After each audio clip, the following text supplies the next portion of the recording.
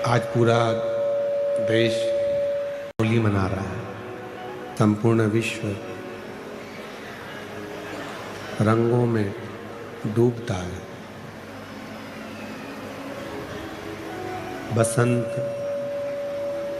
अपना रंग दिखाती है, प्रभु की कृपा अपना रंग दिखाती है और आपकी भक्ति सेवा अपना रंग दिखाती है। सारे देश आपस में लड़ रहे हैं और भारत देश होली मना रहा है। ये सभ्यता और ये संस्कृति और ये प्रेम है भारत।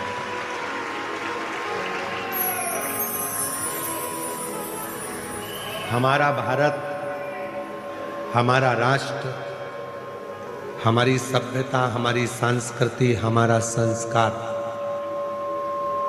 हमें लड़ना नहीं सिखाता। हमारा संस्कार नमस्कार कर कर, एक दूसरे को प्रणाम कर कर होली के रंग फेरना, होली के रंग को लगाना, गुलाल लगाना सिखाता। एक बार भगवान शिव जी से पार्वती जी ने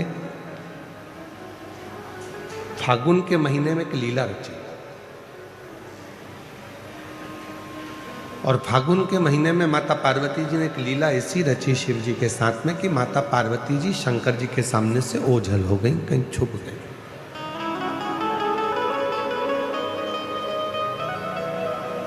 शिव जी पार्वती जी को फूलों में ढूंढ रहे थे, कलियों में ढूंढ रहे थे, फूलों की उस गंध में, उस खुशबू में ढूंढ रहे थे। अब शिव जी पार्वती जी को फूलों में ढूंढ रहे हैं और थोड़े समय के बाद भगवान शंकर भी छुप गए तो पार्वती जी उन्हें शिव जी के चरण की जो रज है, कंकर है, जो रज है, जो धूल है, उसमें शिव को ढूंढ रही हैं और जो भभूत है, भस्म है, उसमें शिव को ढूंढ रहे हैं। इधर से फूल फेंके जा रहे थे, उधर से भगवान के चरण की धूल फेंकी जा रही थी। जब दोनों का मिलन हुआ तो देवाधिदेव महादेव और पार्वती के मिलन पर नंदी जी ने हाथ जोड़कर निवेदन करा कि ऐसी होली हमने जगत में नहीं देखी कि प्रभु के चरण की रज जब उड़ाई जाती है, लगाई जाती है, तो उससे सुंदर कोई रंग नहीं हो सकता।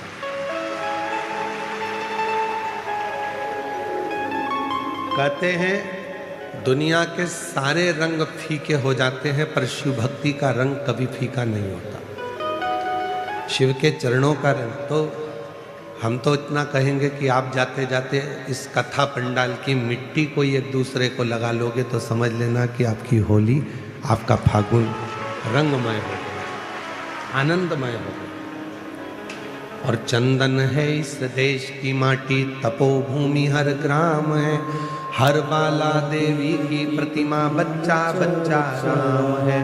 जिसके सैनिक समर भूमि पर गाया करते गीता है, उसी माटी के हल्के नीचे खेली करती सीता है। ये चंदन है माटी, उस चंदन को ही अपने मस्तक पर चढ़ा लिया, अपने जीवन पर उतार लिया तो सुख है। और एक निवेदन और करूं पूरे राष्ट्र से, पूरे भारत की धरा पर रहने वाले एक एक सनातनियों से कि आप, कई लोग ऐसे हैं कि उनको होली पसंद नहीं आती, कोई बच्चा रंग डाल देता है तो लड़ने बैठ जाते हैं, कोई व्यक्ति जरा सा गुलाल फेंक देता है तो झगड़ा करने बैठ जाते हैं। झगड़ा मत करो, उसको धन्यवाद दो। घर में रह रहकर, 4-5 लोगों के बीच में रह रहकर आप ऐसे मुसद्दी लाल हो गए हो कि कोई किसी को रंगीन देखना ही नहीं चाहता। कम से कम खुशियां मनाओ तो कोई तो तुम्हें रंग में डुबोने के लिए बैठा है, जो तुम्हारी जिंदगी को रंगीन कर रहा है। आजकल की होली बस इतनी रह गई, पत्नी ने इतना सा गुलाल डब्बी में से लेके इतना सा लगा दिया, बहुत है। बहन ने भाई को इतना सा लगा दिया। अरे ऐसे रंग कर जाओ कि दूसरी बार याद आए कि पत्नी ने उस सन में जब हम शादी कर कर आए थे, उसके दूसरे साल में ऐसा रंगा था, वो साल आज तक नहीं भूल पाया। तो रंगे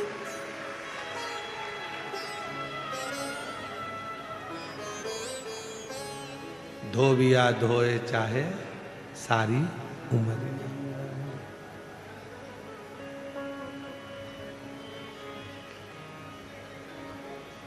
ऐसी रंगो गुरुदेव चुनर मेरी, ऐसी रंगो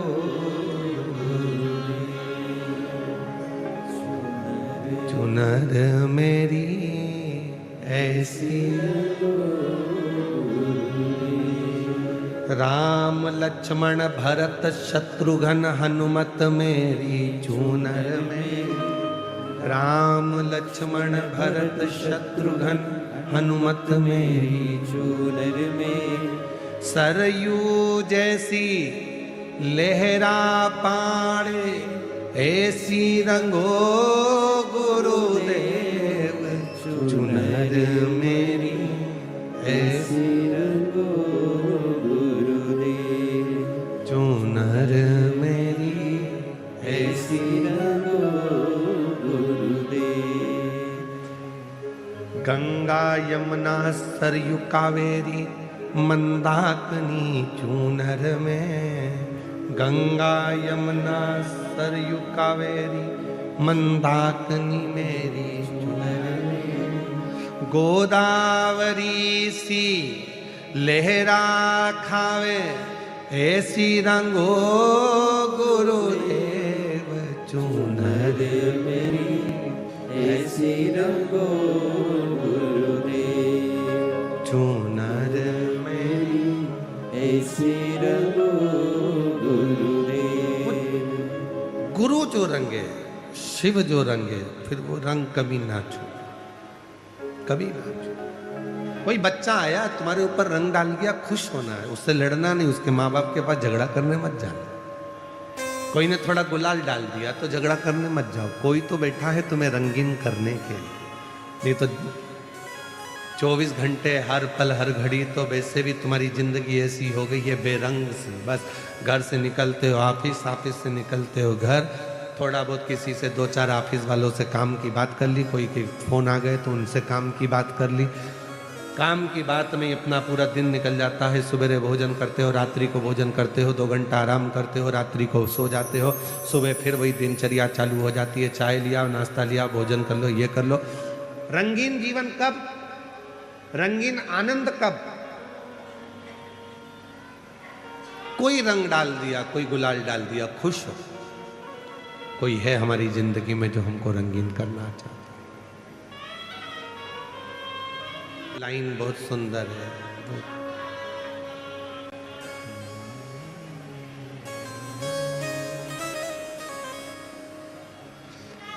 दीनानाथ तुम्हें आता है वो?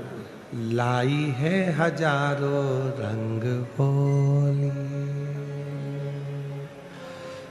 कोई तन के लिए, कोई मन के लिए। ये होली कहते हैं कि शिव को, भगवान शंकर की जो भस्म है, जो राख है, जो रज है, उसका सुख है। कोई एक देवता ऐसा बता दो कि जिसके तन पर रंग चढ़ा और वो रंग कभी ना उतरा। कोई एक देवता बताओ जिसके तन पर रंग चढ़ा और वो रंग ना उतरा। केवल एक देव है, देवाधिदेव महादेव, जो विष पिया नीला कंठ हो गया, आज तक नहीं उतरा। वो नीला कंठ का रंग आज तक नहीं उतरा। आज भी वो नीलकंठ महादेव के रूप में पूजाते हैं। आज भी उनकी पूजन होती है, नीलकंठेश्वर महादेव की।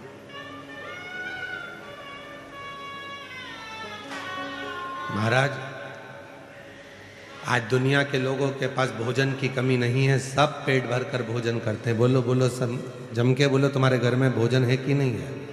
जम के तो बोलो। सबके घर में भोजन है। आज भोजन की कमी नहीं है, सबसे ज्यादा कमी हो रही है तो भूख की कमी हो रही है, लगी नहीं रही है। डॉक्टर साहब 4 दिन से मेरे कुछ भा ही नहीं रहा, मेरे को भूख ही नहीं लग रही है। सिरप ले लो, ये सिरप पीना, थोड़ा भूख लगेगी। वो 8-10 दिन लग गई, उसके बाद वापस वैसे। भोजन है पर भूख चली गई, तो टेंशन में हो गई वो। ये दुनिया के जितने भी रोग हैं ना, ये डिप्रेशन से होते, चिंता से होते, टेंशन से होते। ये शुगर की बीमारी है ना, ये तुम्हारी खुद की उपज है, तुम्हारी खुद की फैक्ट्री है शुगर की बीमारी। पहले के जमाने में लोग, हम पूछो, पहले के जो बुजुर्ग लोग होते थे, जब नाथ द्वारा दर्शन के लिए जाते थे, तिरुपति दर्शन के लिए जाते थे, पंडरीनाथ का दर्शन करने के लिए जाते थे, तो मैं इतना मीठा खाते थे, इतना मीठा खाते थे, तो उनको शुगर होती थी क्या? घी, गुड़, इतना बड़ा बड़ा बट्टा गुड़ का पीस पीस के रोटी में मिला मिला के खा जाते थे। और आज के जमाने में जरा सा खा लो शुगर हो जाए। पहले के लोग इतना खाते थे, जितना खाते थे उतना मीठा बोलते थे मीठा, तो उनका शुगर का लेवल बराबर हो जाता था। अंदर शुगर जाती थी और मीठा बोलते थे तो शुगर बाहर आती थी। आज के जमाने में आदमी शुगर खा तो रहा है, मीठा खा रहा है, पर मीठा बोल नहीं रहा, तो वो जीवान से शुगर बाहर नहीं आ रही, तो वो नस में घुस गई, वो ब्लड में चली गई, और ब्लड में गई तो वो शुगर की बीमारी हो गई। खाओ मीठा, पर मीठा बोलो तो सही। भाभी जी कैसे हो, काका जी कैसे हो, मामा जी कैसे हो? मिठास इतनी जीवान से निकालो कि वो शुगर तुम्हारे ब्लड में ना जाए, तो शुगर लेवल में रहेगी। शुगर लेवल खा तो रहे हो पर निकल नहीं रहे।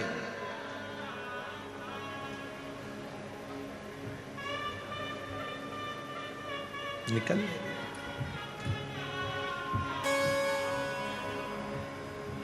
पति पत्नी से कहता है थोड़ा मीठा बोल लिया कर। पत्नी पति से कहती है दिन भर दुकान से आते हो, ऑफिस से आते हो, काम से आते हो, इतना चिड़चिड़ घर में करते हो, थोड़ा मीठा बोल लिया करो। गई सास बहू से कहती है बेटा तू इतने अच्छे परिवार की, सब कुछ अच्छा, खूब काम करती है, तो खूब बहू इतना काम करती है, इतना काम करती है, पर सास से पूछा जाए कि तुम्हारी बहू कैसी है? बहुत जोरदार गुरुजी, इतनी बढ़िया बहू है, सवेरे जल्दी उठना, काम करना, ये करना, वो करना, सब कुछ, चाय नाश्ता भोजन, कोई आया तो आतिथ्य सब करती है। फिर दिक्कत कुछ, बस केवल एक चीज खराब है, जीवान खराब।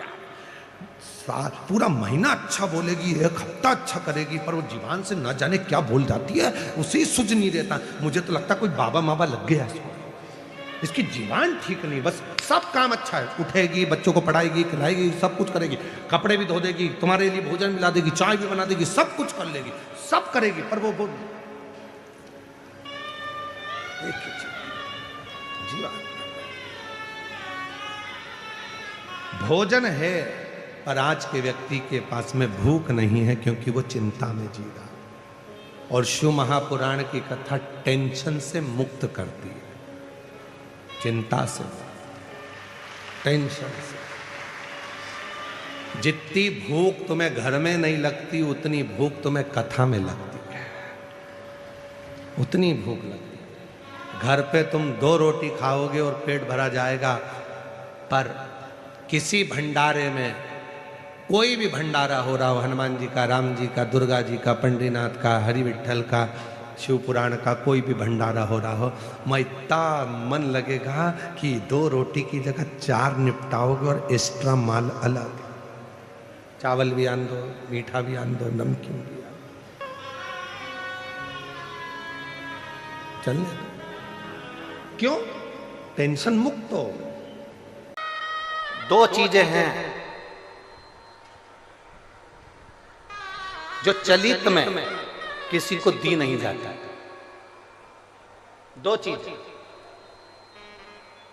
आरती शिव महापुराण की कथा आप लोग सुन रहे हैं, बड़े ध्यान लगाकर सुनना। 2 चीजें हैं जो चलित में किसी को दी नहीं जाती। एक अपने घर का तवा, तवा जानते हो, जिस पे रोटी बनाते हो, कोरा तवा है, उस पर आपने कभी रोटी नहीं बनाई है तो आप किसी को दे सकते हो, मना नहीं। पर यदि जिस तवे पर घर के अंदर रोटी बन चुकी है, जिस तवे पर रोटी उतर चुकी है, उस घर के तवे को किसी को नहीं दिया जाता। क्यों? क्योंकि घर में जो बच्चे हैं वो बीमार की बीमार बने ही रहते हैं, वो कभी स्वस्थ नहीं हो सकते, कभी नहीं हो सकते। अगर एक बच्चा बीमार है तो दूसरा ठीक होगा, दूसरा बीमार है तो तीसरा ठीक होगा, तीसरा है तो चौथा बीमार पड़ेगा, ये निश्चित। दो चीजें चलित में किसी को नहीं दी जाती, एक तवा, दूसरे नंबर की कढ़ाई। घर में जो कढ़ाई होती है जिसमें आप सब्जी बना ली है, कोई सामग्री तल ली आपने, पूड़ी बना ली, कोई सब्जी बना ली, कोई हलवा बना लिया, सीरा बना लिया, कोई पदार्थ बना लिया, कोरी कढ़ाई है ना, आपकी मर्जी पड़े उसको दे दो, चलेगा। कोरी कढ़ाई है ना, आप किसी को भी दे सकते हो। पर जिस कढ़ाई में आपने भोजन का निर्माण कर लिया है, जिस कढ़ाई में आपने कभी भी एक बार भी अगर कुछ बना लिया है, तो वो किसी को गिफ्ट में या किसी को दान में या किसी को दी नहीं जाती। नहीं तो उस घर के अंदर 1 रुपया कमाओ, 1.25 रुपए खर्च वाला काम चलता है। घर में कभी पैसा टिक ही नहीं सकता, वो जिंदगी भर कितना भी प्रयास है, वो अपने जीवन में कितना भी प्रयास कर ले, घर में पैसा नहीं टिकेगा। वो भले कुबेर का खजाना लेकर आ जाए, चाहे वो दुनिया का भंडार भर कर ले जाए, पैसा आएगा जाएगा, घर के अंदर टिक नहीं। दो चीजें चलित में दी नहीं जाती। आपको बोलना है कौन कौन सी चीजें हैं। पहले नंबर की तवा, दूसरे नंबर की, हमारे यहाँ ये 2 चीजें दी नहीं जाती, हम इसको देते नहीं, देना नहीं। हाँ, यदि वो कोरी है, उसमें ना रोटी बनाई गई है, ना उसमें कोई सामग्री बनाई गई है, अगर वो कोरी है तो आप दे दो। पर यदि एक बार भी अगर वो प्रयोग में आई है तो वो नहीं, उसको देते नहीं, उसको दिया नहीं जाता। शिव पुराण भगवान शंकर का पावन चरित्र कह रहा है। पशुपति व्रत करने वाली माताओं के चित्त वृत्ति में ये बात बैठना चाहिए, चाहे भाई पशुपति व्रत कर रहे हो, बेटे कर रहे हो, माताएं कर रही हो, बच्चे कर रहे हो, उनके बुद्धि में ये बात बैठना चाहिए कि सुबह के समय जाकर आप भगवान की पूजन करो, अर्चना करो, आरती करो, मना नहीं है। पर शाम के समय पर 6 दिए के सिवाय एक बत्ती भी मंदिर के अंदर थाली के अंदर रखकर नहीं जाती आरती उतारने के लिए। अगर तुम्हें आरती उतारना है तो साथ में छोटा सा कपूर का टुकड़ा अपनी आरती की थाली में लेकर चले जाओ, पर बाती और दिया नहीं जाए, बाती और दिया नहीं जाए। वैसे तो आप लोग लेकर नहीं गए हो, मुझे विश्वास है कि आप लोग लेकर नहीं गए हो, और लेकर गए भी होगे तो उसका फल आपको फिर प्राप्त नहीं हुआ होगा। तो आप लोगों ने दूसरों से कहा होगा हमने तो करा पर हमें फल नहीं मिला। उसका कारण केवल इतना है कि आप उसका फल प्राप्त नहीं कर पाए।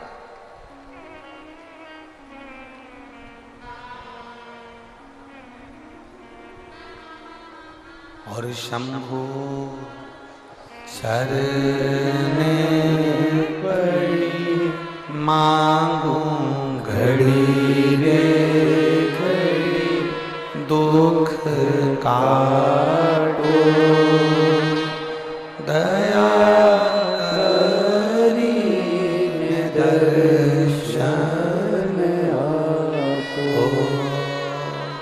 शंभु शरणे पड़ी मांगू घड़ी रे घड़ी, दुख काटो, दया करी दर्शन आपो। पशुपति व्रत के अंदर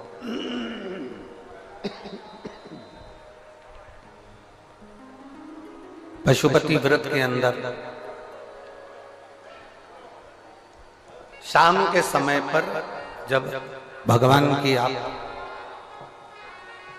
आवाज गूंज रही है, सब दूर आवाज रिटर्न आ रही है, गला पकड़कर बोलना पड़ रहा है, उसको मिठास डालिए।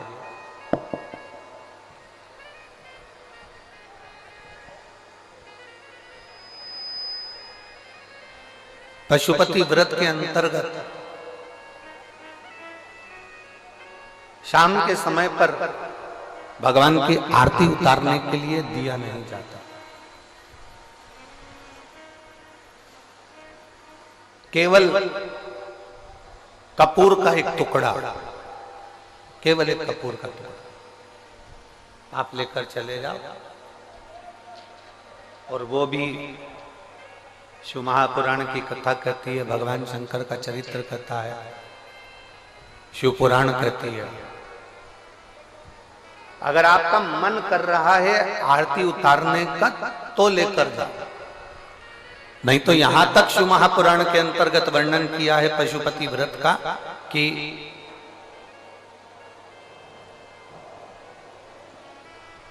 एक बेलपत्री को हाथ के अंदर लेकर अपने हृदय से उसका स्मरण कर कर शंकर भगवान को अर्ध घुमाकर, कैसा घुमाना है?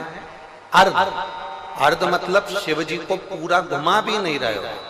कितना घुमा रहे हो? केवल अर्ध, केवल अर्ध।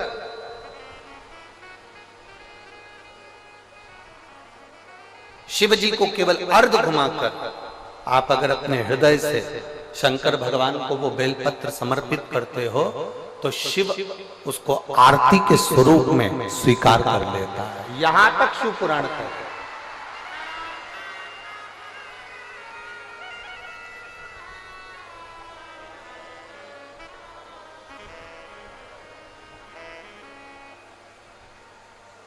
घर में कितनी बार आरती करते हो आप लोग? जम के बोलो जरा, जम के। 2 बार, एक सुबह एक शाम।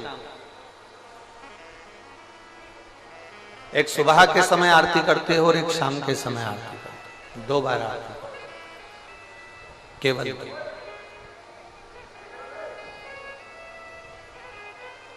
अब 2 बार आरती करने में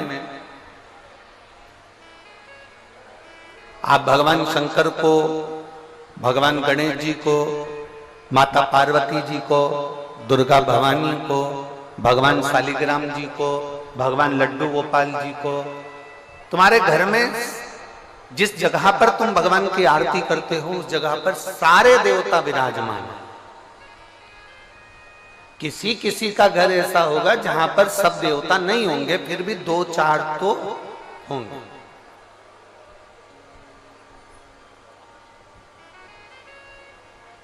फिर भी 2-4 तो होंगे।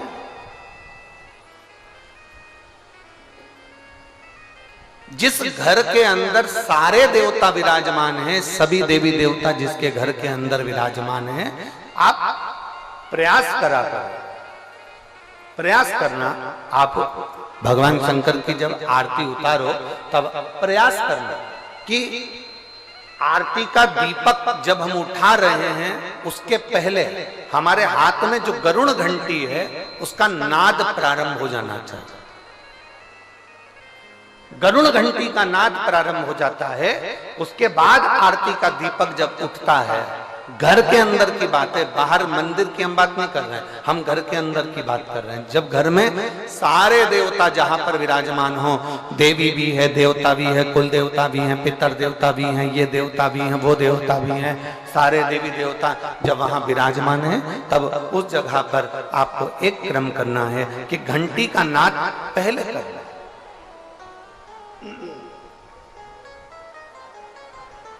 कारण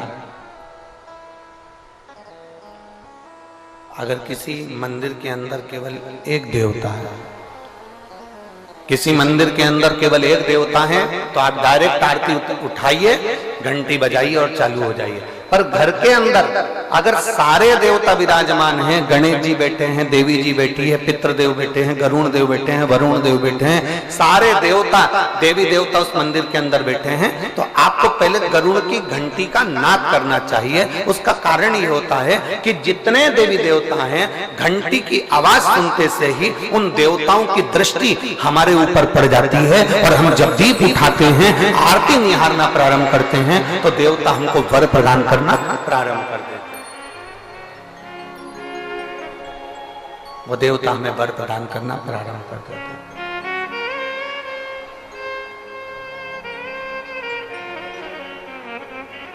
शिव कथा कर रहे हैं, भगवान शंकर का चरित्र करा है, भगवान शंकर का संवाद करा, शिव महापुराण का चरित्र करा।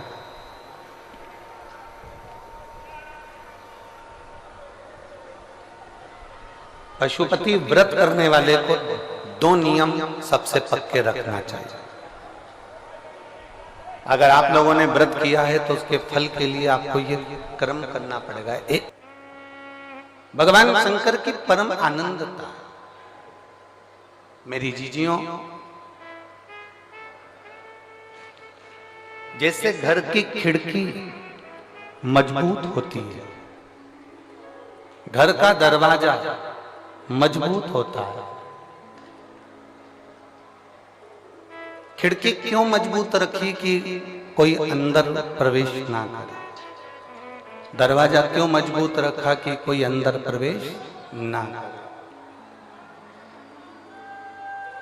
खिड़की मजबूत रखी जिससे कोई अंदर प्रवेश ना करे, दरवाजा मजबूत रखा जिससे कोई अंदर प्रवेश ना करे। उसी तरह शिव महापुराण की कथा कहती है, कथा सुन सुनकर अपने मन और दिल को भी इतना मजबूत कर लो कि शंकर की निंदा तुम्हारे कानों में प्रवेश ना करे। निष्फलता तुम्हारे भीतर ना है। तुम हार नहीं सकते कभी जिंदगी में। ये कभी विचार न करिएगा कि मैं बहुत थक चुका हूं, मैं बहुत हार चुका हूं, मैं बहुत कमजोर हो चुका हूं, मैं बहुत परेशान हो चुका हूं। ना, निष्फलता तुम्हारे भीतर प्रवेश नहीं। अगर शंकर की कथा आप सुन रहे हो ना, शिव महापुराण की कथा यदि आप श्रवण कर रहे हो, तो भीतर से इतने मजबूत हो जाना कि तुम्हारे अंदर कोई ये विकार ना आए कि मैं अब कुछ नहीं कर सकता, मैं आगे नहीं बढ़ सकता, या मुझे इतना बड़ा रोग हो गया, बीमारी हो गई, अब मैं ठीक नहीं हो सकता। यदि तुम्हारी दृढ़ता पक्की है, तुम्हारा भरोसा पक्का है, तो ऐसी कोई नौकरी नहीं है जो तुम्हें नहीं मिल सकती है, और ऐसी कोई बीमारी नहीं जिसे तुम हरा नहीं सकते।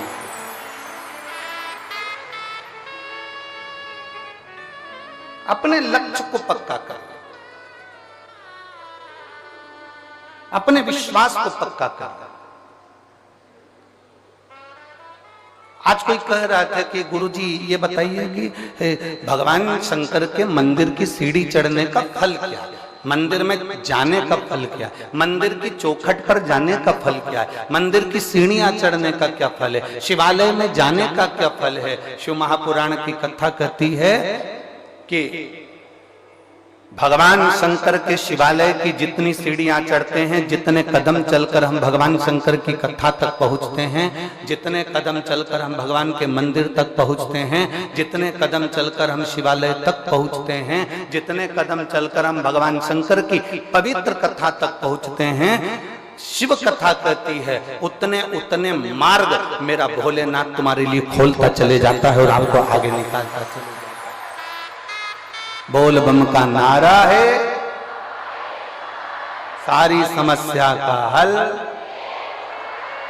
आपकी भक्ति के बल को आप बढ़ाइए, आप अपने विश्वास को दृढ़ बनाइए। एक मां बैठी है, जिसको ताने दे देकर लोगों ने मार दिया। तेरी शादी को 1 साल हो गया, 2 साल हो गया, 3 साल हो गया, 4 साल हो गया, 5 साल हो गया, 6 साल हो गया, 7 साल, 8 साल, 9 साल, 10 साल, 11 साल, 12 साल, 13 साल, 14 साल, 15 साल, 16 साल, 17 साल तेरी शादी को हो गए। 17 वर्ष तक भी उसके घर में औलाद नहीं हुई। तब आखिरी में एक कोई ने मोबाइल पर, व्हाट्सएप पर कोई ने, ये कहीं जा रही थी और बस की सीट के पास में कोई मोबाइल पर कथा देख रहा था, तो इसने कहा भैया ये किसकी कथा है? उसने कहा ये शिव पुराण की कथा है, हम सुनते हैं। जब जब हमने मोबाइल पर सुनी, चाहे टीवी पर सुनी, भगवान ने हमारी सुनी। तो क्या मेरे घर में 17-18 साल हो गए, औलाद नहीं है, तो क्या मुझे भगवान औलाद दे देगा? तो उसने कहा अगर तू टीवी के सामने आसन लगाकर बैठकर दिल से कथा सुनेगी तो 18 क्या 20 साल बाद भी औलाद हो जाएगी, पक्का है। और उसको 18 साल के बाद में औलाद हुई। कहीं बैठी हो 17-18 साल के बाद में औलाद हुई, हम पत्र ढूंढेंगे उससे अच्छा। अगर कहीं बैठी हो तो हाथ हिला सकती। 17 साल के बाद, 18 साल के बाद उसको औलाद हुई। अगर कहीं बैठी हो तो हाथ हिला सकते हो। और बच्चों को अगर लेकर आई हो तो यहां ला सकती हो। उसका पत्र हम ढूंढेंगे, टाइम लगेगा। शिव कथा कहती है, शिव महापुराण की कथा कह रही है, शिव तत्व कह रहा है। आपका भरोसा, आपकी दृढ़ता, आपका विश्वास,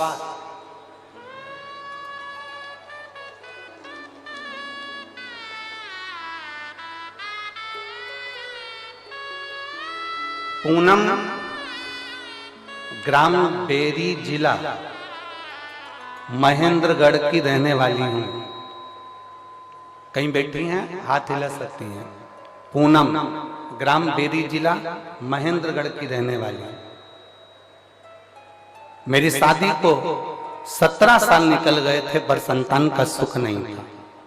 बस में कहीं जा रही थी और जाते जाते कोई के मोबाइल पर आपकी कथा सुनी और उसने कह दिया कि कथा आसन लगाकर सुनना, मेरा बाबा तेरी झोली भर देगा। बाबा की मैं क्या गुणगान करूं। और ऐसी कृपा भोलेनाथ ने कर दी कि मेरे मामा की बेटी ने भी मुझे उस कथा के बारे में बताया और मैंने कथा सुनना प्रारंभ करी। और बाबा की कृपा से 2-3 महीने तो मैंने सफेद आंकड़े की जड़ का प्रयोग करा, नहीं हुआ। 4 महीने करा, 5 महीने करा, मैंने भी पीछा नहीं छोड़ा। क्योंकि आप कहते हो ना कि भगवान को पकड़ कर रखना, अगर तुम्हारी भक्ति पक्की है तो वो देगा जरूर। 9 महीने तक मैं सफेद आंकड़े की जड़ का प्रयोग करती रही, तब मेरा गर्भ ठहरा और बाबा की कृपा से 17 साल के बाद मुझे पुत्र रत्न की प्राप्ति हुई, मुझे बेटा हुआ है 17 साल के। कहीं बैठी हो तो हाथ हिला सकते। 17 वर्ष के बाद शिव तत्व की प्राप्ति। और शंभु शरणे पड़ी मांगू घड़ी रे घड़ी, ऐसी ऐसी दुख काटो दया करी दर्शन। आप शिव तत्व को जितना भजोगे, भगवान शंकर की कथा को जितना अपने भीतर उतारोगे, शिव भक्ति को जितना अपने अंदर उतारने का प्रयास करोगे, मेरा देवाधिदेव महादेव उतनी कृपा करना प्रारंभ करेगा। शिव तत्व शंभु ओघड़ी है। मेरी रेवाड़ी की जीजियों, मेरे रेवाड़ी के जीजाओं, मेरी बेटियों, बेटाओं, मेरी माताओं, अपने भीतर एक विश्वास को दृढ़ बनाकर रखना। जितने यहाँ कथा में बैठे हो ना, एक विश्वास को पक्का रखकर बैठना। इसमें अलवर के, और अभी कथा बातचीत थी हरियाणा में तारा बाबा की कुटिया में, सिरसा का। इन पूरे पत्रों में सबसे ज्यादा पत्र अलवर के, सिरसा के, नोएडा, दिल्ली में जो कथा बातचीत थी स्कूल में, उसके पत्र हैं। इन पत्रों में लिखा कि हमने वहां के पंडाल में बैठकर कथा सुनी थी और मेरे बाबा ने मेरी झोली भर दी।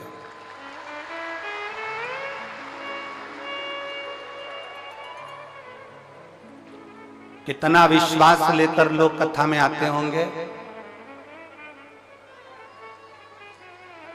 एम्बुलेंस लगा लगा कर लोग अपने अपने घर के जीवों को, जो बीमार है, बहुत तकलीफ में है, वो भी कथा सुन रहे हैं। शायद रेवाड़ी में ऐसा नजारा कभी नहीं देखा होगा जिस नजारे का दर्शन आप यहाँ सुनील जी के इस पवित्र प्रयास से आप देख रहे हैं। और मैं सुनील जी आपको धन्यवाद देता हूं कि इसमें से कई जीजियां मेरी ऐसी हैं, कई माताएं, कई भाई ऐसे हैं जो कहीं बाहर जाकर कथा नहीं सुन पाए थे। आपके माध्यम से कम इनको कथा सुनने का मौका मिला। साधुता है ये, शिव तत्व। एक प्रयास करिए भगवान को पाने का। खिड़की मजबूत बनाते हो जिससे अंदर कोई घुसे ना, प्रवेश ना करे। दरवाजा मजबूत लगाते हो जिससे अंदर प्रवेश ना करे। उसी तरह अपने मन को, अपनी दृढ़ता को, अपने विश्वास को भी इतना मजबूत बनाना कि मैं हार नहीं सकती। मेरे साथ में मेरा देव अधिदेव महादेव है, वो मुझे जिता कर माना, मैं हारूंगी नहीं।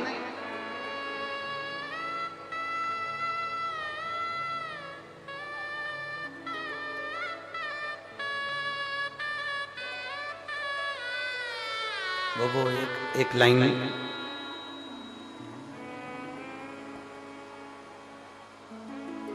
रिश्ता तेरा मेरा सबसे है प्यारा, रिश्ता तेरा मेरा सबसे है प्यारा, रिश्ता तेरा मेरा सबसे है प्यारा, रिश्ता तेरा मेरा सबसे है प्यारा।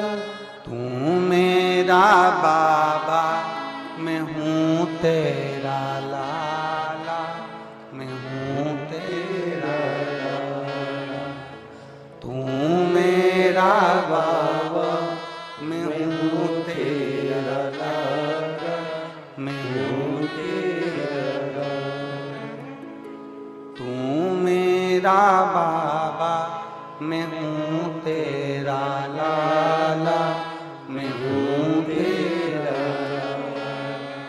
तू मेरा बाबा, मैं हूँ तेरा लाला, मैं हूँ तेरा। एक संबंध परमात्मा से जोड़ो, एक रिश्ता भगवान से जोड़ो।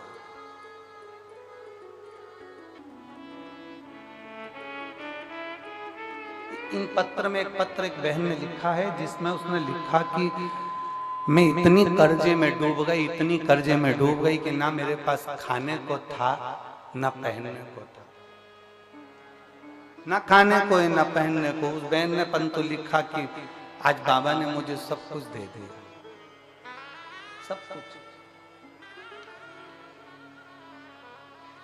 मेरा मकान चले गया, काम धंधा बिजनेस सब चले गया, बहुत दुनिया के धक्के खा लिए। ऐसा कोई दरवाजा नहीं था जिस दरवाजे पर जाकर मैं रोई नहीं होंगी। और आखिरी में मैंने देवाधिदेव महादेव को जल चढ़ाना प्रारंभ करा और मेरे शंकर भगवान ने 8 साल पहले जो मकान मेरा गिरवे रखा, फिर बिक गया, सब चले गया। 8 साल के बाद मेरे बाबा ने उससे 4 मंजिला बड़ा मकान बनाकर मुझे दे दिया। ये शिव है।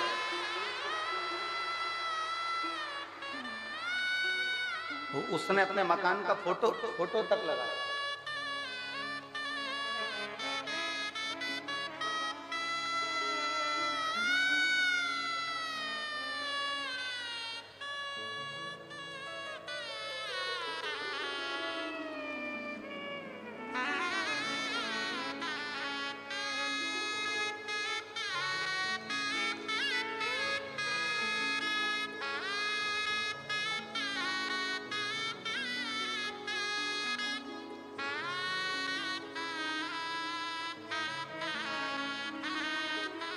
उसने अपने मकान का फोटो भी लगाया।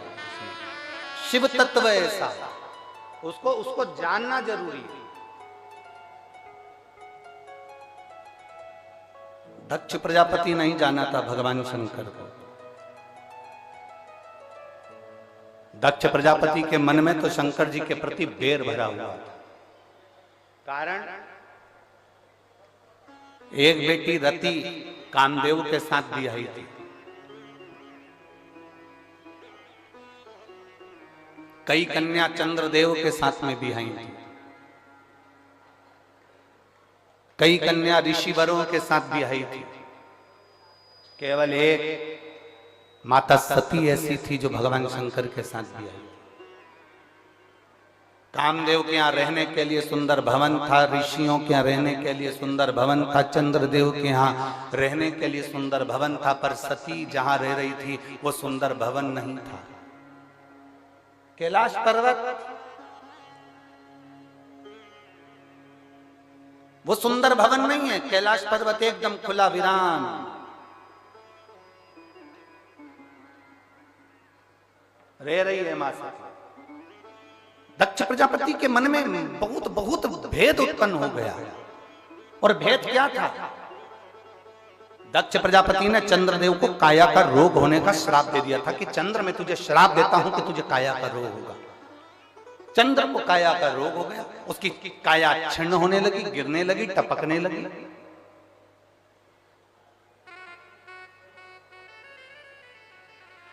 जब काया का रोग हो गया चंद्रदेव को, चंद्र बड़ा दुखी हो गया। अब मैं करूं तो करूं क्या? क्या करूं? बीमारी और भिखारी इनको बुलाना नहीं पड़ता,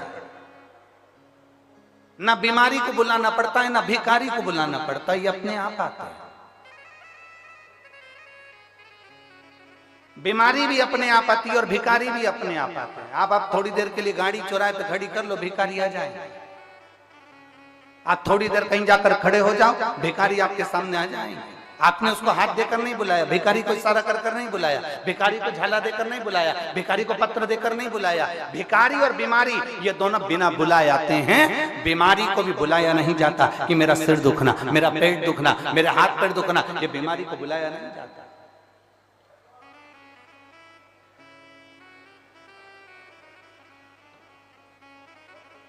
आज एक बहन कह रही थी कि गुरुजी, वो अभी की बात कहे, गुरुजी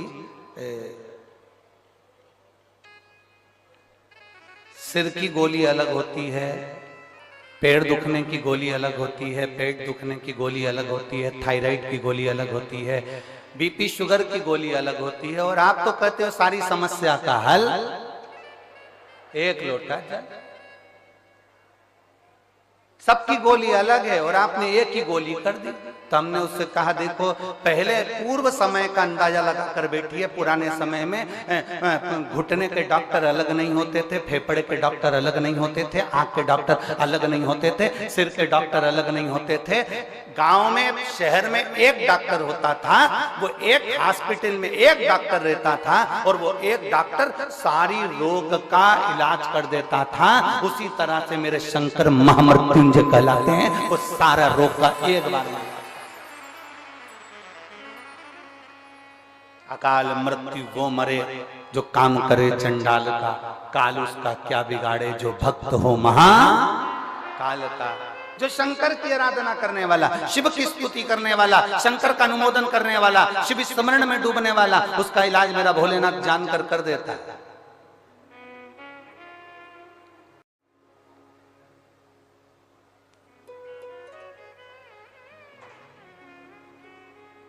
सिर की गोली खाते हो, सिर बंद होता है कि नहीं होता? जम के तो बोलो, होता है ना। पेट की गोली खाते हो, पेट बंद होता है कि नहीं होता? जम के बोलो, होता है ना। नेत्र की गोली खाते हो, नेत्र की तकलीफ दूर होती है ना। तो गोली को कैसे मालूम कि सिर में ही फिट होना? उस पे सील ठप्पा देकर तो नहीं भेजा गया कि तू कहीं इधर उधर मत जाना। पेट की गोली है तो पेट पे ही इफेक्ट करना, सिर की गोली है तो सिर पर ही इफेक्ट करना। आप गोरी को कैसे मालूम होता है कि पैर दुखने की है तो पैर पर असर करेगी, हाथ दुखने की है तो हाथ पर असर करेगी, किडनी की है तो किडनी पर असर करेगी, लीवर की है तो लीवर पर असर करेगी, थायराइड की है तो थायराइड पर असर करेगी, और सिर दर्द की है तो सिर दर्द पर असर करेगी। गोली को खाया जाता है, वो पेट में जाती है, और जिस चीज में तकलीफ होती है वहां वो असर करना प्रारंभ करती है। शंकर भगवान पर चढ़ा हुआ जल तुम जब रोज पीते हो, तुम्हारी इंद्रियों में जहां जहां तकलीफ होती है मेरा महादेव वहां स्वयं आकर उसको अच्छा करना प्रारंभ कर देता है। यहां यहां अपन लोग स्तुति गाते हैं, भोला दुख काटो। इस स्तुति में हमने कभी ये नहीं कहा कि बाबा मेरा सिर दुख रहा, कि पांव दुख रहा, कि हाथ दुख रहा। हमने एक ही बात कही, भोला सब दुख काटो हमारा, ओ भोला सब दुख काटो हमारा। शिव शंकर जपो तेरी माला, भोले बाबा जपो तेरी माला, भोला सब दुख काटो हमारा, ओ भोला सब दुख काटो। हमने स्तुति में गाया, बाबा मेरा सब दुख काट दीजिए, बाबा मेरी सब तकलीफें काट दीजिए। एक दुख नहीं जिंदगी में, ना जाने कितने दुख हैं, कितने दुख। सबकी अपनी अपनी तकलीफें हैं, सबका अपना अपना कष्ट है, सबकी अपनी अपनी बीमारियां हैं, सबका अपना अपना रोग है, सबका।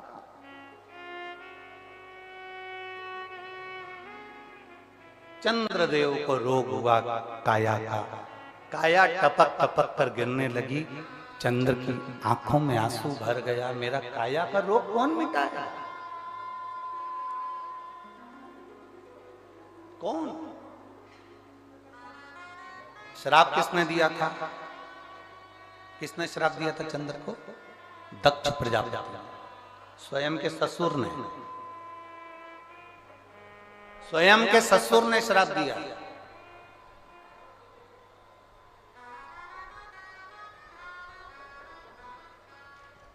काया का रोग मिटो।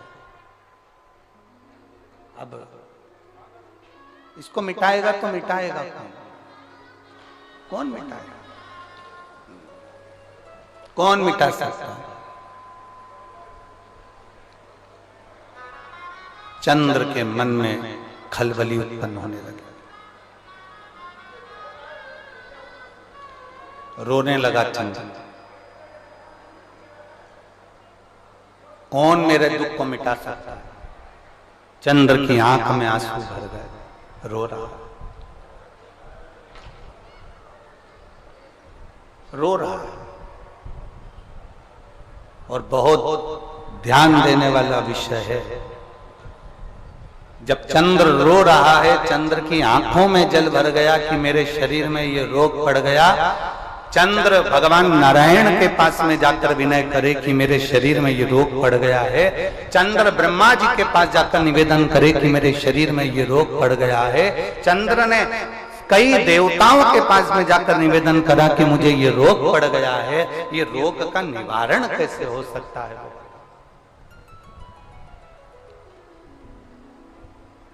इस रोग का निवारण कैसे? इस रोग से मुक्ति कैसे?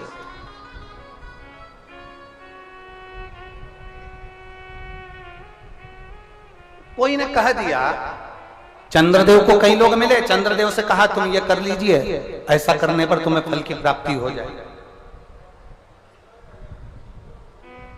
एक शीतल आरती होती है, मेरी जीजियों बड़े सावधानी से सुनिएगा, एक शीतल आरती होती है। कभी अगर तुम्हारे जीवन में अगर कभी तुमको ऐसा लगे कि रोग बड़ा भारी हो चुका है और बहुत भारी रोग मुझे घेरता जा रहा है, या डॉक्टर को दिखाने जा रहे हो और तुम्हें ऐसा लग रहा है कि डॉक्टर कोई बड़ी बीमारी बताएगा, तो उस समय पर शीतल आरती का प्रयोग करें। एक पुष्प हाथ की हथेली में रख लीजिए, एक पुष्प हाथ की हथेली में रख लीजिए, और यहां तक शास्त्र कहता है अगर हो सके तो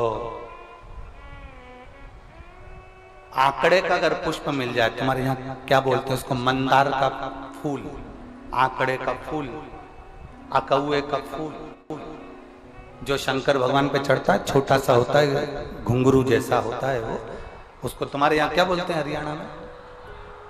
आंख का ही पुष्प बोलते हैं। आंख का पुष्प मिल जाए तो ज्यादा अच्छा है। अब उसमें चाहे सफेद हो, चाहे नीला हो, चाहे गुलाबी हो, जैसा भी हो, हाथ में रखने के बाद हाथ में एक लोटा जल, भगवान शंकर के शिवालय में जब आप प्रवेश करें और प्रवेश करते समय भगवान के सम्मुख में जब भगवान शंकर के साक्षी में जब पहुंचे, आपके सामने पूजन में कोई भी सामग्री नहीं है, आपके पास में न दिया है, ना बाती है, ना गर्भवती है, ना चंदन है, ना कपूर है, ना कोई सामग्री है, केवल एक आंख का पुष्प और एक लोटा जल आपके पास में है। शिवालय में पहुंचकर शीतल आरती का प्रयोग करो। 11 बार भगवान शंकर के 11 रुद्रों का स्मरण कर कर जब 11 बार शंकर के शिवलिंग के ऊपर से नीचे तक वो कलश को जब घुमाया जाता है, और घुमाने के बाद वो आग का जो पुष्प है वो अशोक सुंदरी वाली जगह पर समर्पित कर कर भगवान शंकर को जो जल चढ़ाया जाता है, जो जल समर्पित किया जाता है, डॉक्टर भले तुमसे कह रहा हो कि तुम्हें बड़ी बीमारी के चांस हैं, आप जाकर एक बार चेक कराना, तुम्हें वो बड़ी बीमारी निकलेगी ही नहीं, उस रोग से तुम मुक्त हो। इसको शीतल आरती का प्रयोग किया गया। ये शीतल आरती, इसको शीतल आरती कहा। शिव की प्राप्ति का, एक रोग से मुक्त होने का। अब आपसे कोई कहे कि ये शीतल आरती का प्रयोग सबसे पहले किसने करा, तो आपको ध्यान लगाना है इस प्रयोग को। सोमनाथ जी की कथा का स्मरण करिएगा, सोमेश्वर की कथा का स्मरण करिएगा। आप स्कंद पुराण में, शिव महापुराण में सोमनाथ जी की कथा का स्मरण करिएगा। चंद्रदेव को काया का रोग हो गया, रोग इतना भारी था, चंद्र समझ नहीं पा रहे थे मैं करूं क्या। जब देव ऋषि नारद के पास पहुंच गए, नारद जी ने कहा एक पार्थिव शिवलिंग का निर्माण करो, बालू के शिवलिंग का निर्माण करो, और समुद्र का ही जल भगवान शंकर को उनके आनंद से आरती कर कर उनको चढ़ाने का प्रयास करो। और शिव ने ऐसी कृपा कर दी कि चंद्र के पास आकर भगवान शंकर ने कह दिया, चंद्र मैं तुझे वर देता हूं, तेरा काया का रोग समाप्त होगा, ये मेरा वर है, क्योंकि तूने मेरे शीतल आरती का प्रयोग किया।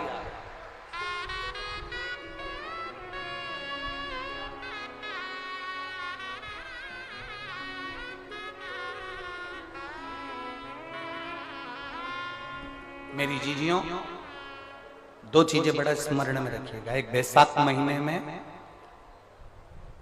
मट्टी के पात्र का जल, अभी अभी क्या चल रहा है, फागुन, अभी क्या चल रहा है, फागुन। जब बैसाख का महीना आए ना,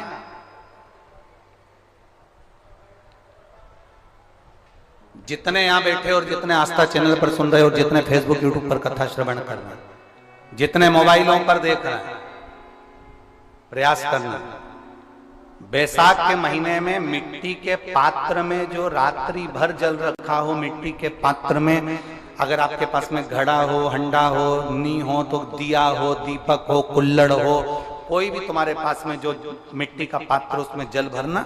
वो जल बैसाख के महीने की किसी भी सोमवार के दिन, किसी भी सोमवार के दिन, बैसाख महीने में, या किसी प्रदोष के दिन, या बैसाख महीने के शिवरात्रि के दिन, वो मिट्टी के पात्र का जल अपने घर के प्रत्येक व्यक्ति का स्पर्श कराकर उस मिट्टी के पात्र के जल को तांबे के पात्र में डाल लीजिए और घर के प्रत्येक व्यक्ति का स्पर्श करा लीजिए और शंकर भगवान पर कुंदकेश्वर महादेव के नाम से समर्पित करिए। कुंदकेश्वर महादेव कभी जीवन में पीछे पलट कर देखने की जरूरत नहीं पड़ेगी, आप उन्नति की सीढ़ी की ओर बढ़ते चले जाओगे। बैसाख महीने में मट्टी के पात्र का जल भगवान शंकर को समर्पित होना चाहिए, उसका सुख हमारे जीवन को एक आनंद फल प्रदान।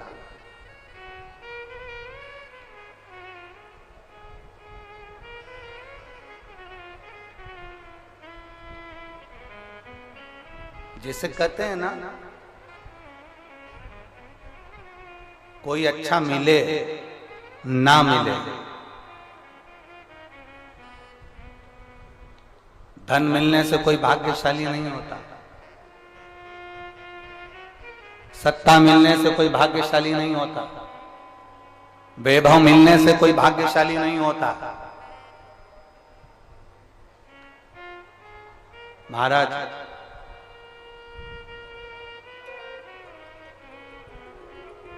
धन मिलने से कोई भाग्यशाली नहीं होता, वैभव मिलने से कोई भाग्यशाली नहीं होता, सत्ता मिलने से कोई भाग्यशाली नहीं होता, बड़ा मकान मिल जाने से कोई भाग्यशाली नहीं होता। शिव महापुराण की कथा कहती है, अगर दो सही मिल जाएं तो तुम्हारा जीवन सफल हो जाए, एक गुरु सही मिल जाए और दूसरी घरवाली सही मिल जाए तो तुम्हारी जिंदगी स्वर्ग। दो सही मिलना चाहिए। धन मिलने से कोई भाग्यशाली नहीं होता, वैभव मिलने से कोई भाग्यशाली नहीं होता, सत्ता मिलने से कोई भाग्यशाली नहीं होता, बड़ी मकान बड़ी गाड़ी मिलने से कोई भाग्यशाली नहीं होता।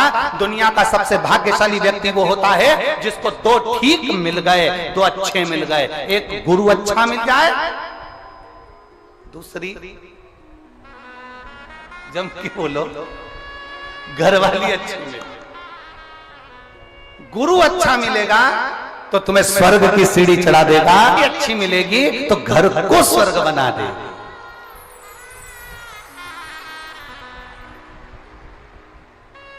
और इसमें से भी गुरु भले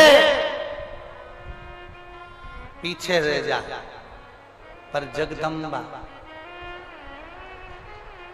घरवाली भगवान से प्रार्थना करना ऐसी मिले जो मेरे अनुकूल हो, प्रतिकूल नहीं, अनुकूल। एक पति की पत्नी अनुकूल नहीं थी, प्रतिकूल थी। पति उससे कहता था आलू की सब्जी बना ले, वो बैंगन की बनाती थी। पति उससे कहता है तू पीली साड़ी पहनना, वो नीली पहनती थी। पति उससे कहता कि देख चाय बनाना, तो वो कॉफी बनाती थी। इतनी प्रतिकूल, अनुकूल थी नहीं, बिल्कुल उल्टा चलती थी, बिल्कुल उल्टा। एक दिन पति को बड़ा दुख हुआ और पति ने अपने गुरुजी से कहा, गुरुदेव 16 श्राद्ध का समय आ रहा है, श्राद्ध पक्ष आ रहा है, गुरुदेव मेरे पिताजी का श्राद्ध आ रहा है, मैं अपनी पत्नी को बोलता हूं पर वो श्राद्ध नहीं करने देती है क्योंकि उल्टा चलती है, मैं क्या करूं? गुरुजी ने कहा एक काम कर, अभी तक वो उल्टा चलती थी, अब की बार तू उल्टा चल। उसने कहा गुरुजी उल्टा कैसे चलूं? तो तुरंत गुरुजी ने कहा कि एक काम कर, तू ऐसा कर कि आज घर जाकर बोलना अपनी पत्नी से, सुनो पिताजी का श्राद्ध है पर अपन श्राद्ध नहीं करेंगे। अभी तक बोलती थी करेंगे, अब बोलना नहीं करेंगे। उसने कहा ठीक है ऐसा बोल दूंगा। और उसने जाकर तुरंत कहा सुनो पिताजी का श्राद्ध है अपन नहीं करेंगे। पत्नी तुरंत चिल्ला के बोली क्यों नहीं करेंगे? तुम्हारा बाप तुम्हारा पिता और तुम ही उनका श्राद्ध भी कर रहे, जरूर करेंगे। अब पति ने मन में सोचा गुरुजी तो गुरुजी है, कितना बड़ा ज्ञान दे दिया भाई, कितना बड़ा। और गुरुजी ने कहा था जो जो तुझे करवाना है उसके लिए उल्टा चलना। इतने में इसने कहा सुनो श्राद्ध करेंगे तुम कह रही हो तो, पर पंडित को भोजन नहीं कराएंगे। इतने में पत्नी जूड़ा बांधती बांधती बोली क्यों नहीं कराएंगे? इतनी सारी प्रॉपर्टी का छाती पे बांध के ले जाओगे, 100 बामन को जिमाएंगे जा। पति ने सोचा आज तक एक नहीं जिमाया और आज 100 बामन जिमा रही है। पति ने कहा ब्राह्मण को जिमा देंगे तेरे कहने पर दक्षिणा नहीं देंगे। कैसे नहीं दोगे? सबको सोने की अंगूठी देंगे। पति बड़ा प्रसन्न, अब पंडित जी आ गए, श्राद्ध करने लगे, पिंडदान बनाया, पिंड करवाया। पंडित जी ने कहा ये पिंड ले जाकर अच्छी गंगा जी की नदी में, पानी में इसका विसर्जन करो। पत्नी ने पति से पूछा कहाँ जा रहे हो? पति चिल्ला कर बोला पिताजी के पिंड को नदी में विसर्जन करने जा रहा हूं। इतने में पत्नी चिल्ला कर बोली तुम्हारे बाप ने कौन सा अच्छा काम किया था जो नदी में विसर्जन करने जा रहा हो? गटर में पटक दो। अब यहां पर उसको उल्टा बोलना था कि पिंड को गटर में पटकने जा रहा हूं, तो पत्नी बोलती नदी में विसर्जन करो। अब इसने कहा नदी में विसर्जन करो, तो इसने गटर में पटकवा दिया। बड़ा दुखी हुआ, सारा करा धरा पे पानी फिर गया। गुरु जी के पास गया, गुरुदेव गुरुदेव कुछ तो करो कि मेरी पत्नी से मेरा पीछा छूट जाए। गुरु जी ने कहा ऐसे पीछा नहीं छूटने वाला, एक काम कर तू गंगा नहाने हरिद्वार चले। हरिद्वार चले जा तो इससे पत्नी से पीछा छूट जाएगा। क्यों नहीं छूटेगा? पत्नी से भी कह देना कि हरिद्वार जाने का मना करना उसको, तू मना करेगा तो वो जाएगी। बस उल्टा उल्टा करते जाना, मैं तुझे समझा के भेज रहा हूं वैसा करना। उसने गुरुजी ने जैसा समझाया वैसे ही करा। घर पहुंचा, पत्नी से बोला सुनो पूरे गांव के लोग, पूरे रेवाड़ी के लोग हरिद्वार जा रहे हैं, अपन नहीं जाएंगे क्योंकि अपने पास टाइम नहीं है। पत्नी बोली कैसे नहीं जाएंगे, 40 साल शादी के हो गए, आज तक कहीं घुमाने नहीं ले गए, चलो मेरे साथ हरिद्वार। पत्नी हरिद्वार ले गई पति को। अब गुरुजी ने कहा था गंगा जी में नहाने जाना, और पत्नी जब नहाने लगे तो पत्नी से कह देना ज्यादा आगे मत जा।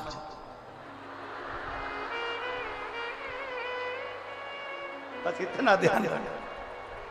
और पत्नी जैसी गंगा जी में उतरी और पति ने चिल्ला कर कहा आगे मत जाना। पत्नी बोली जाऊंगी जा। और जो आगे गई और पानी में बह गई। इसने जेब में से नारियल निकाला, गंगा मैया ले जा, गंगा मैया ले जा, गंगा मैया ले जा।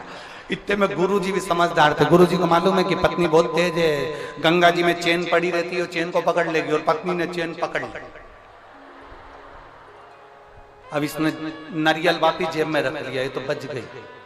पर गुरुजी की वचन याद आ गए, जब चेन पकड़ ले तो चिल्ला कर कहना जम के पकड़। अब इसने चेन पकड़ी, पति ने कहा अच्छे से पकड़ना, जम के पकड़ना। पत्नी बोली नहीं पकड़ना, जा।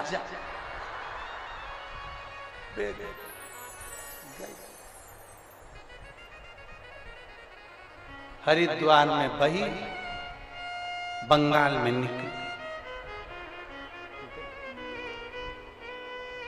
कहीं कहीं की ऐसा हो उल्टी चलती है। तो यहाँ शास्त्र कह रहा है कि बहुत सारा धन होने से कोई भाग्यशाली नहीं होता, बहुत सारी सत्ता होने से कोई भाग्यशाली नहीं होता, बहुत सारा वैभव होने से कोई भाग्यशाली नहीं होता। शिव महापुराण की कथा कहती है गुरु और एक घर वाली अगर अच्छी मिल जाए तो समझ लो गुरु तुम्हें स्वर्ग की सीढ़ी चढ़ा देता है और घरवाली घर को स्वर्ग बना देती है। ऐसा प्रभु की प्रीत बड़ी है। चंद्र शीतल आरती चंद्र कर रहा है, शीतल। और कर्पूर गौरम करुणावतारम संसार सारम भुजगे। चंद्रदेव ने जो भगवान की आराधना करी, आराधना करते ही शंकर जी ने दर्शन दे दिया। दक्ष प्रजापति को क्रोध आ गया। दक्ष प्रजापति को क्रोध इसलिए आया कि दक्ष प्रजापति को क्रोध आने का कारण केवल इतना सा था कि मैंने चंद्र को काया का रोग का श्राप दिया था, इसका रोग ठीक किसने करा? तो मालूम पड़ा कि शंकर भगवान ने करा है, शिव ने करा है। बस दक्ष प्रजापति का हृदय जल गया। मेरा दामाद होकर मेरे अनुकूल नहीं चल रहा, मेरी चल रहा। चंद्र को ठीक कर दिया, जिस चंद्र को मैंने काया का रोग दिया था उसको ठीक कर दिया। क्रोध में आ गए दक्ष प्रजापति और आखिरी में हुआ क्या? यज्ञ की तैयारी हुई, उस यज्ञ की मीटिंग में भी शंकर का अपमान किया, यज्ञ में शंकर को ना बुलाकर उनका अपमान किया। बार बार शंकर का अपमान करते हैं, केवल एक कारण है, क्योंकि शंकर भगवान ने उन्हें रोग से मुक्त करा था। मेरे शिव जी को इसका कोई फर्क नहीं पड़ता, दुनिया के लोग कितना भी ताना दें, दुनिया के लोग कितनी भी गाली दें, दुनिया के लोग कितना भी अपशब्द कहें, दुनिया के लोग कितना भी आड़ा टेढ़ा बोलें। शिव महापुराण की कथा कहती है, अगर आपने अपने दिल से शंकर भगवान को पुकारा है तो सारी दुनिया तुमको दुख देने वाली होगी और मेरा महादेव दुख से निवारण करने वाला है।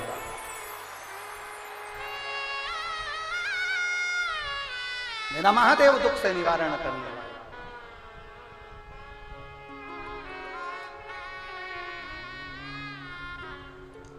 शिव कथा कर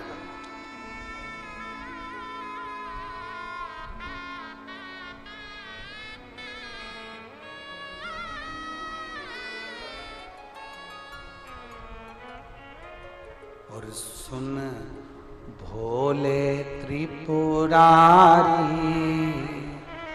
द्वार तेरे आया हूँ। सुन भोले त्रिपुरारी, द्वार तेरे आया हूँ। सुन भोले त्रिपुरारी, द्वार तेरे आया हूँ। सुन भोले त्रिपुरारी, द्वार तेरे आया हूँ।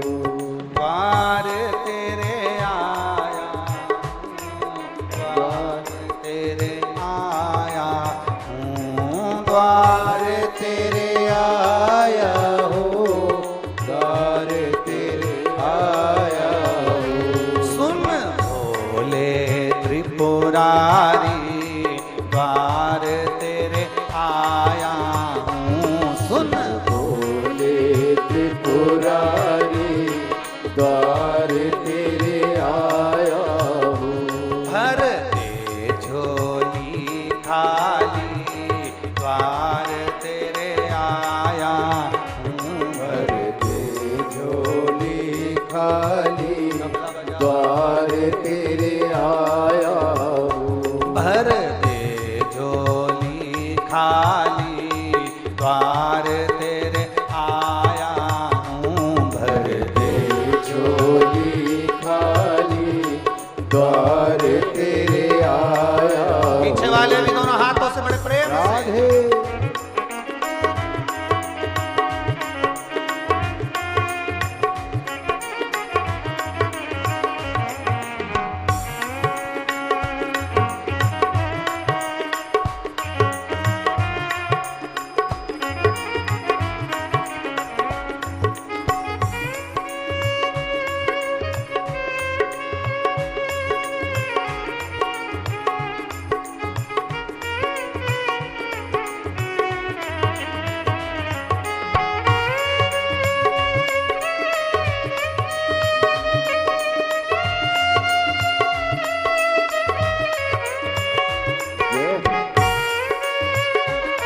राधे राधे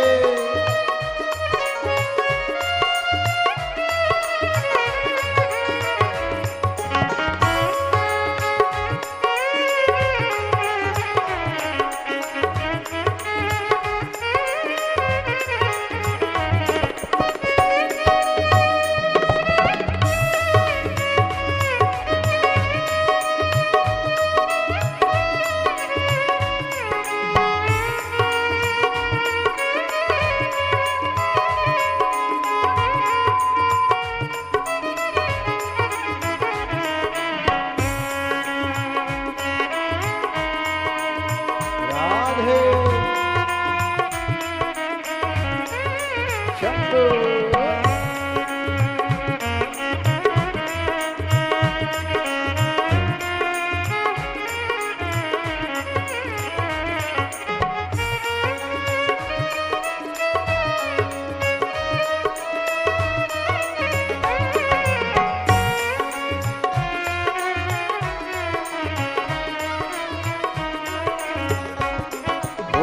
तेरी काशी में गंगा गंगा बहती है, तेरी काशी में गंगा बहती है, ओ तेरी काशी में गंगा बहती है।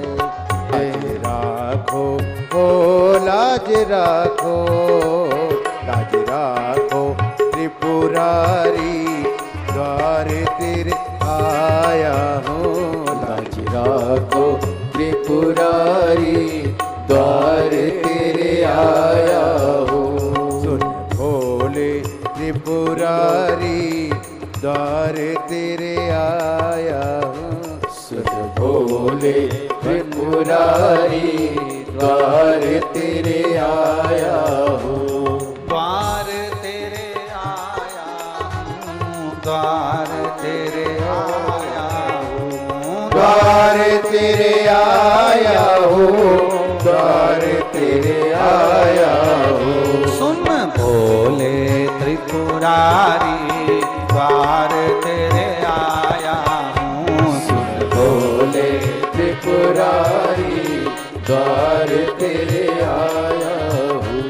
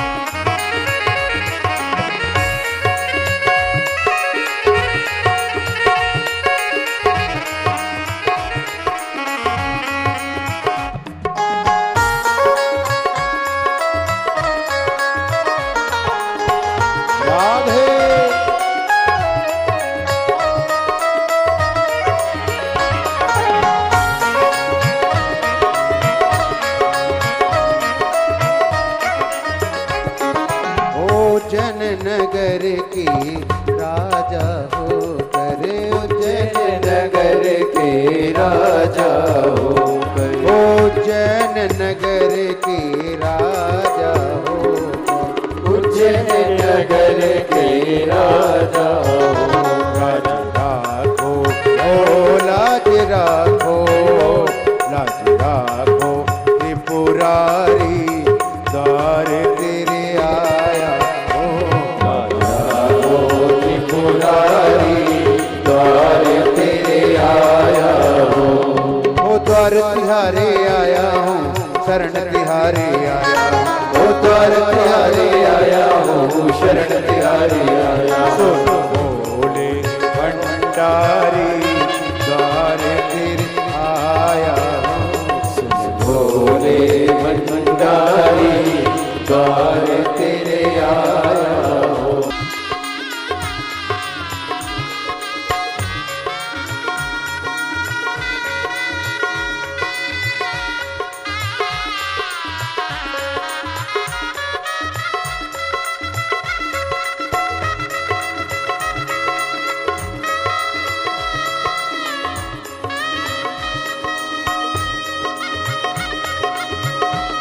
बड़े भाव से दोनों हाथों से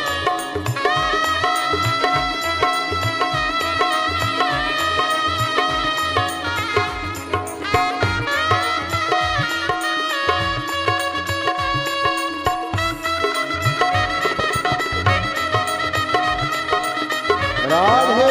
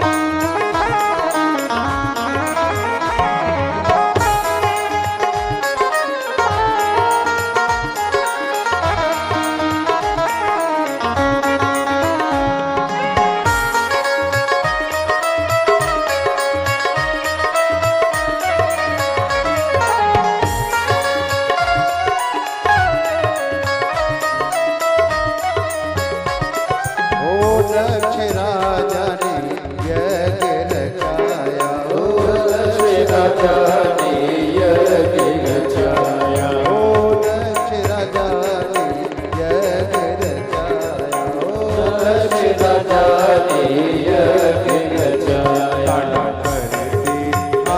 तांडव करते त्रिपुरारी द्वार तेरे आया, तांडव करते त्रिपुरारी द्वार तेरे आया।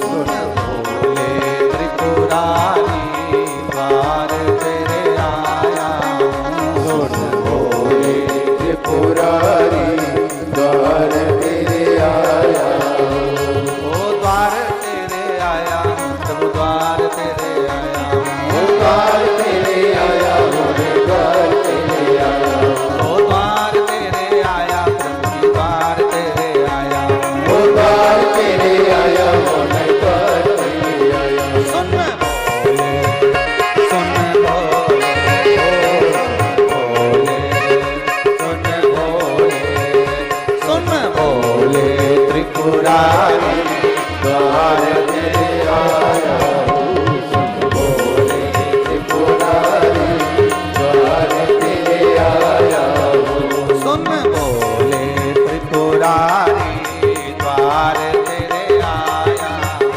सुन भोले त्रिपुरारी द्वार तेरे आया, सुन भोले त्रिपुरारी द्वार तेरे आया, सुन भोले त्रिपुरारी द्वार तेरे आया।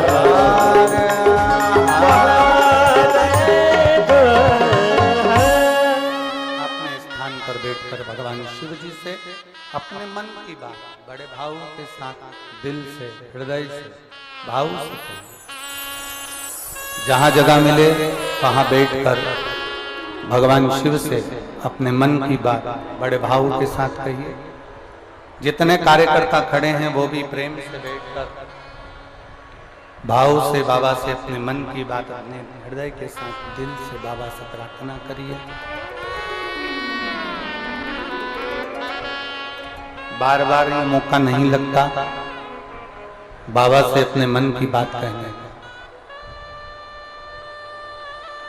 जिसको आता है वो साथ में बोलेंगे। शिव महापुराण के मूल मंत्र का स्मरण करें।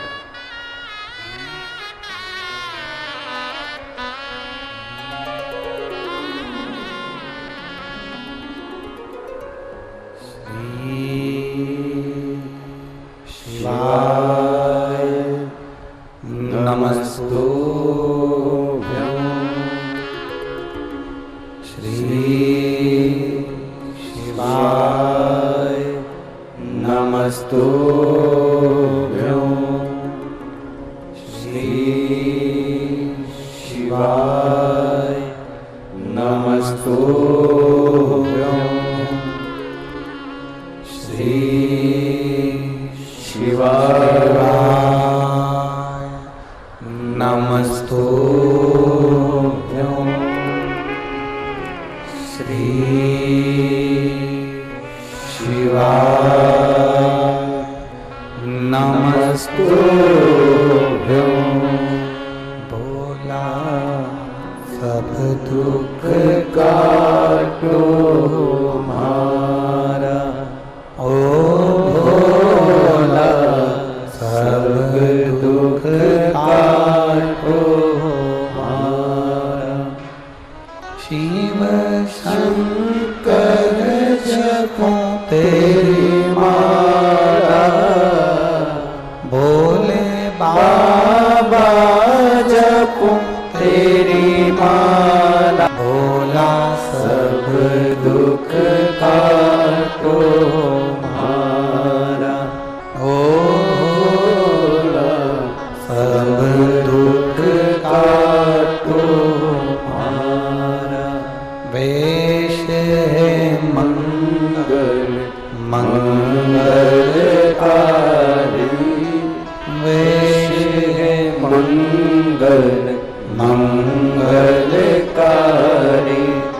शमशान वासी हमारा, शमशान वासी हमारा, हो भोला सब दुख काटो मारा, ओ भोला सब दुख काटो मारा।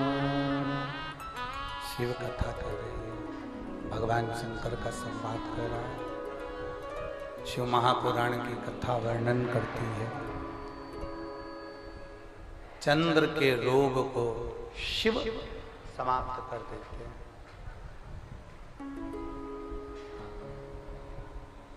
ऐसा दुनिया का कोई रोग नहीं जो मेरा महादेव समाप्त ना कर पाए।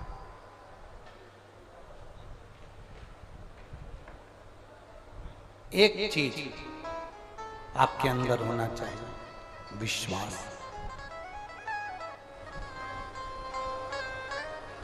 अगर आपके अंदर विश्वास है, भरोसा है, तो शिव तुम्हारा है और तुम शिव के।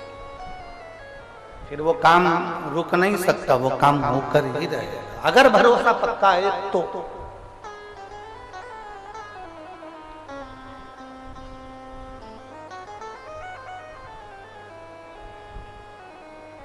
सुनील जी ने ये कथा कोई आज की बुकिंग नहीं है। सुनील जी आपकी कथा कई साल पहले बुक हो चुकी थी, कई साल पहले। रेवाड़ी वालों को तो बाद में मालूम पड़ा होगा कि सुनील जी कथा करा रहे हैं, तो ये तो आप लोगों को बाद में मालूम पड़ा होगा, पर ये कथा बहुत साल पहले बुक हो गई थी।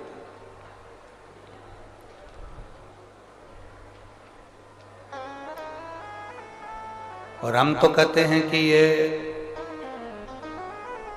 कोई पूर्व समय का जो आपका प्रारब्ध है, पूर्व समय का कोई भगवान देवादिदेव महादेव का आपसे कोई संबंध रहा होगा सुनील जी, तो ये बाबा रेवाड़ी में आकर कथा का रसपान करा दिया।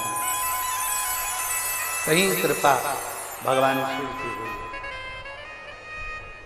और भगवान शंकर परीक्षा बहुत लेता है, बीच में जनरेटर बंद करवा देता है। बाबा है वो,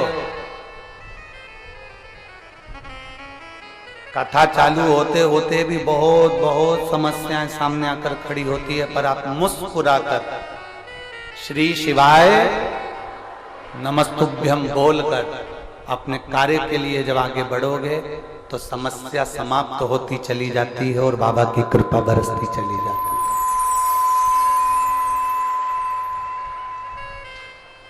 भरोसा रखकर, दृढ़ता, अनुष्ठान किया। दक्ष प्रजापति ने एक मीटिंग रखी,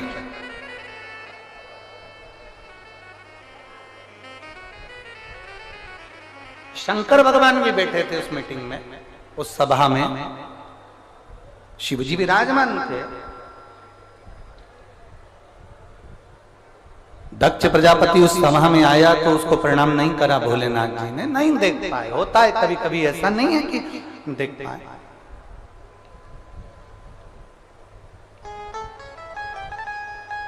जितने लोग कथा श्रवण करने आए, आपसे निवेदन है, सुनील जी आपको देख रहे हैं कि नहीं देख रहे, इससे मतलब मत रखना। सुनील जी की पत्नी ने आपका आदर करा कि नहीं करा, उससे मतलब मत रखना।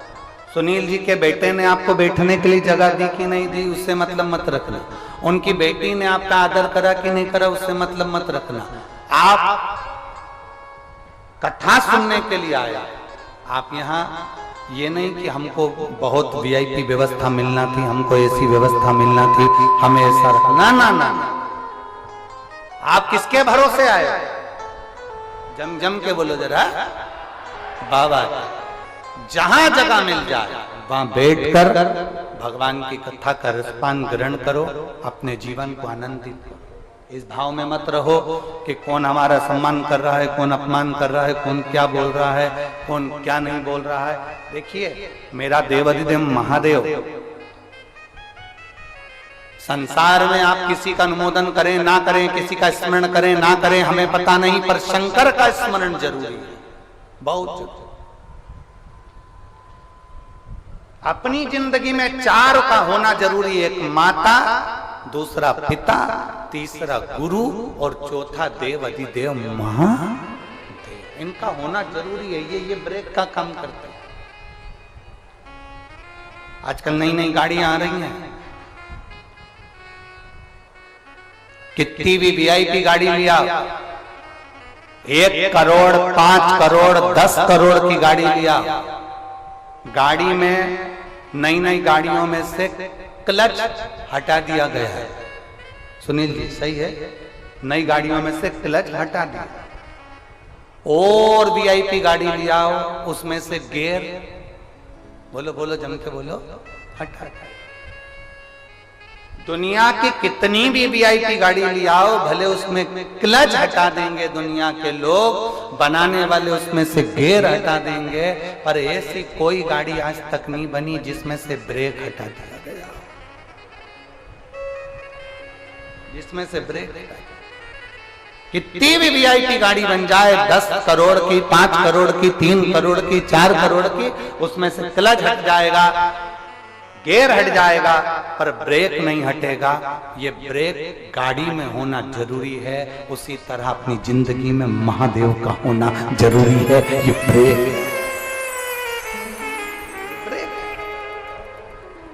ये बहुत जरूरी है हमारे जीवन के लिए, हमारी जिंदगी के उन्नति के मार्ग के लिए, हमारे जीवन के आगे के पहलू के लिए शिव का होना चाहिए। दक्ष प्रजापति समझ नहीं पाया, जान नहीं पाया।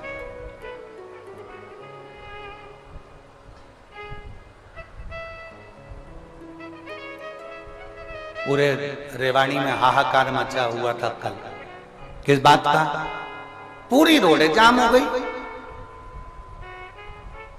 अरे बोलो तो सही है कि गलत है?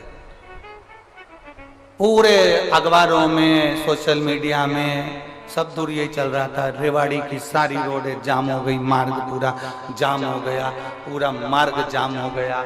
लोग कह रहे थे हम जाम में फंस गए, हम उनसे निवेदन करेंगे, ये शंकर की कथा का जाम है, जो इसमें एक बार फंस जाता है बाकी की दुनिया के जाम में नहीं फंस पाता है, क्लियर निकलता चले जाता है। एक बार फंसे हो ना, एक बार अंदर आ गए हो ना, एक बार तुम्हें तकलीफ हो गई ना, 5 दिन तुम जो यहाँ फंसे हुए हो, चिंता मत करना, बाकी की उलझन में नहीं फंसोगे, बाकी की उलझन में क्लीन रहोगे एकदम।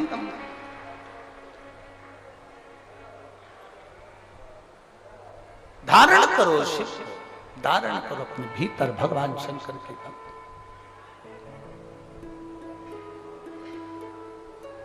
और जितना उसको धारण कर सकते हो उतना, अपने जीवन को जितना सार्थक बना सकते हो उतना बनाए,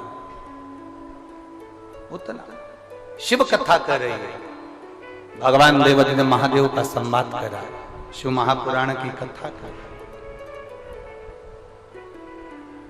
दक्ष प्रजापति, शंकर भगवान जब उठकर प्रणाम नहीं करे, नमन नहीं करे, झुके नहीं, प्रणाम नहीं किया, क्रोध आ गया। क्रोध, इतना क्रोध आया, इतना क्रोध आया कि दक्ष प्रजापति ने श्राप दे दिया भगवान देवाधिदेव महादेव को, तू मेरा दामाद होकर, मेरा जमाई होकर तुमने मुझे प्रणाम नहीं करा, मैं तुम्हें श्राप देता हूं। सुनो दक्ष प्रजापति कहते हैं, सुन शंकर, सुनो देवाधिदेव महादेव, सुनो शिव, तुम मेरे दामाद होकर तुमने मेरा सम्मान नहीं करा, मेरा आदर नहीं करा, मैं तुझे श्राप देता हूं कि तुम शमशान में निवास करो। शंकर भगवान को कोई टेंशन नहीं था। पार्वती जी को भले थोड़ी चिंता थी कि अपन शादी के बाद कहां रहेंगे। पार्वती जी ने शिव जी से ये पूछा था, अपन शादी के बाद कहां रहेंगे।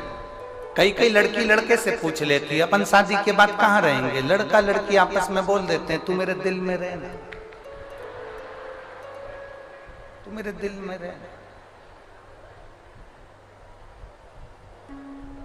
हमने अभी कथा में कहा था प्रेम इसको नहीं कहते कि तुमने हाथ पे नाम लिखा लिया, छाती पे नाम लिखा लिया, भुजा पर नाम लिखा लिया। इतनी लंबी चाहत है तो प्रॉपर्टी पे नाम लिखा के बता दो। इसको प्रेम नहीं करते, ये दिखावा है, केवल दिखावा। और मेरी जीजियों आपसे निवेदन है, शंकर के मंदिर में, शिवालय में, शंकर की चौखट पर, भगवान शंकर के मंदिर में दिखावे का काम नहीं होना चाहिए। बस दिल से जाना, दिल से पुकारना, दिल से कहना, दिल से सुनाना और दिल से सुनना। मेरा महादेव तुम्हारे ऊपर कृपा बरसाना करा रहा है। दिखावा नहीं, मेरे शंकर भगवान को दिखावे से कोई मतलब नहीं, कोई मतलब। बोल बम का नारा है सारी समस्या का हल। मेरे शंकर भगवान को दिखावे से मतलब नहीं, मेरे शिव जी को केवल तुम्हारे निर्मल मन से, तुम्हारे चित्त से, तुम्हारी वृत्ति से, तुम्हारे हृदय से। पार्वती जी ने जरूर महादेव से कहा था, शंकर भगवान से पार्वती जी विवाह करने से पहले बोली थी अपन कहां रहेंगे, तुम होते तो कह देते दिल में। महादेव ने कहा नहीं, मुझे श्राप लगा है, मुझे श्राप है, अपन रहेंगे शमशान में। पार्वती जी बोली शमशान में, वहां अपन से मिलने कौन आएगा, वहां अपने पास में कौन आएगा। शंकर भगवान बोले कोई नहीं आएगा, ऐसे नहीं आएगा तो लोग उसे बांध कर लाएंगे, तो चिंता मत कर, कोई ऐसे नहीं आएगा, उसको बांध कर लाया जाएगा और आखिरी में अपने पास छोड़कर जाएगा, फिर वो वापिस नहीं जाएगा, अपना हो जाएगा। अपना कौन है?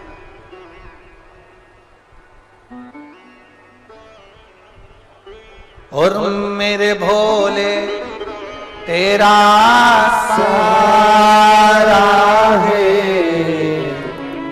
मेरे भोले तेरा सहारा है, मेरी नैया का तू किनारा है, मेरी नैया का तू किनारा है।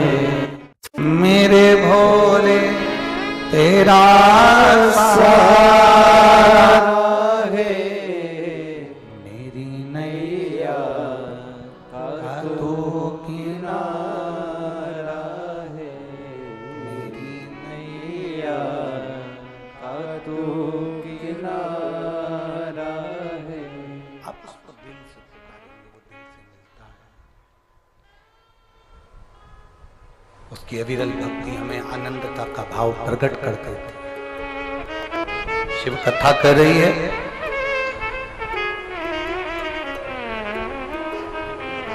सती अपने प्राणों को, वही सती मैया, वही सती माता जान नहीं पाई थी महादेव, पहचान नहीं पाई थी। सबसे बड़ा है कथा के अंदर एक प्रसंग सबसे भारी है। माता पार्वती जी ने 51 जन्म लिए हैं, पर 51 जन्म माता पार्वती ले लेकर थक गई और शंकर जी को पहचान नहीं पाई। 51 जन्म। अब जरा विचार करिएगा, पार्वती जी 51 जन्म लेने पर भगवान शंकर को नहीं पहचान पाई, तो आप और हम कैसे पहचान सकते, कैसे जान सकते।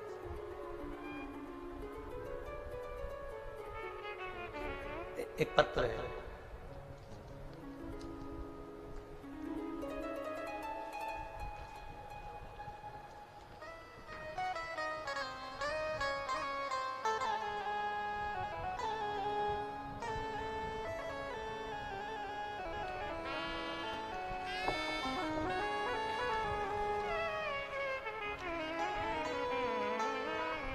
मेरा नाम मनीषा बेदी, रहने वाली मैं रेवाड़ी हंस नगर की।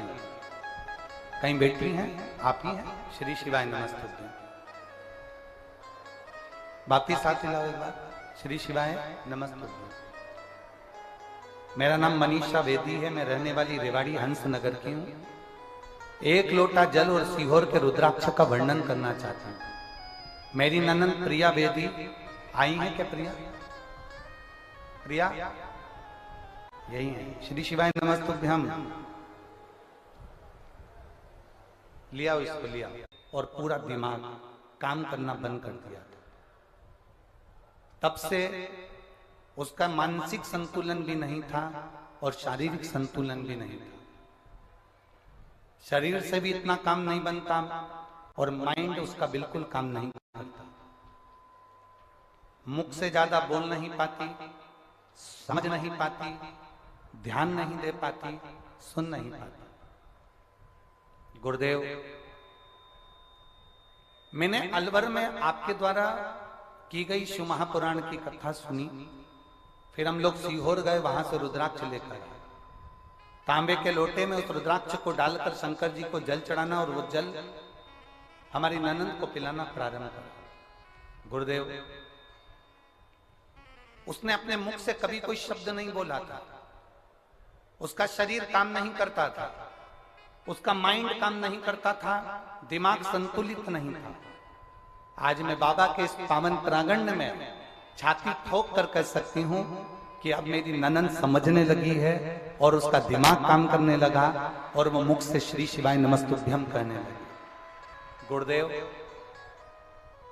35 साल के बाद मेरी ननंद ने अपने मुख से शब्द निकाला तो श्री शिवाय नमस्तुभ्यम निकाला। 35 साल तक वो अपने दिमाग से काम नहीं कर पाती थी। 35 साल तक उसका शरीर उठने बैठने के भी लायक नहीं था। शिव तत्व है।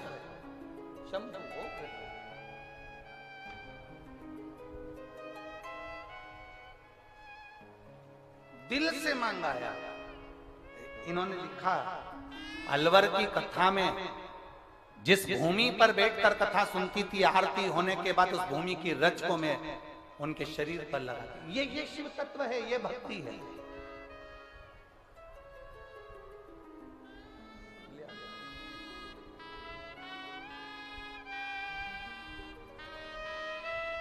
पैंतीस साल के बाद इसका शरीर इतना काम करा है और माइंड इतना काम करा है।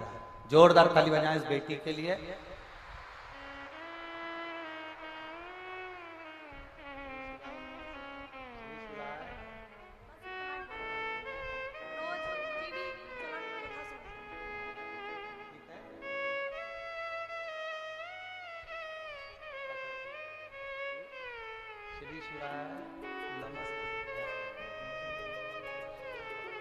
जोरदार ताली बजाएं बच्चे के लिए। बहुत बहुत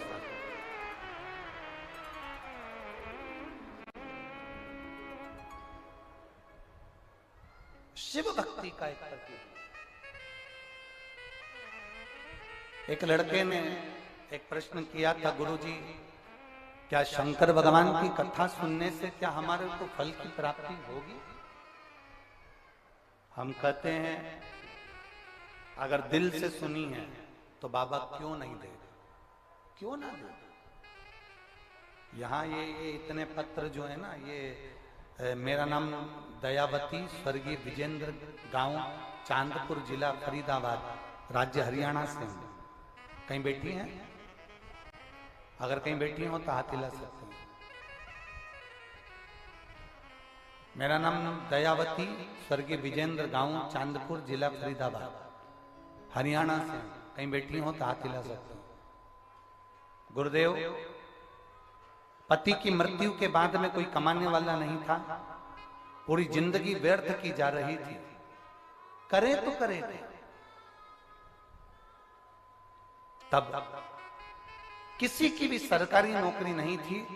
मेरा छोटा बेटा अजय, जो कई सालों से नौकरी की तैयारी कर रहा था, पर उसकी भी नौकरी नहीं लग पा रही थी। गुरुदेव, आपके वचन पर भरोसा रखकर शंकर भगवान को 1 लोटा जल चढ़ाना प्रारंभ करा और बाबा की कृपा से मेरे बेटे की आर्मी में सरकारी नौकरी लगी। मैं बाबा को धन्यवाद के लिए आई। दूसरा पत्र है, मेरा नाम सुनीता देवी, जिला अलवर राजस्थान से आई हूं। कहीं बैठी हो तो हाथ हिला सकती हैं। मेरा नाम सुनीता देवी, अलवर राजस्थान से आई हूं। गांव है शाहजहांपुर से आई हूं। गुरुदेव, मैं बाबा की कथा का क्या वर्णन करूं। मेरे बच्चे का नाम सुनील सैनी है